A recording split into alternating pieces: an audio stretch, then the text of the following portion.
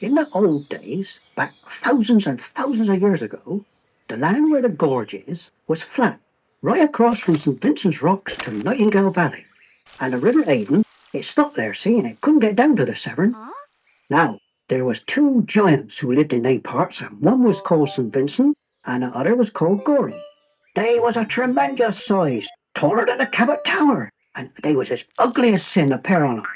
Now, Vincent, he lived up by the rock, near where the suspension bridge is today. But old Gorham, he lived over at Westbury, by the side of the Trim, and they used to visit each other from time to time, have a little chat like. Well, now, one day, they was sitting in Vincent's cave, just passing the time of the daylight, and old Gorham, he had a brainwave.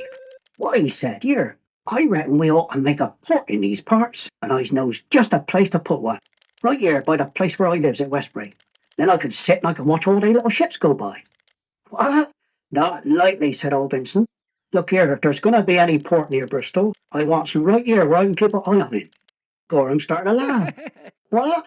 Lucky, he said. You can't have a port here because the Avon don't flow into the Severn anyway. What do you think the ships is going to do? Float over dry land down to the sea? They can't do anything else, that's for certain. Oh, can't they? Said Vincent. Well, I'll soon settle that. And he put one girt hand on this rock and the other on Nightingale Valley, and he pushed till he turned purple in the face.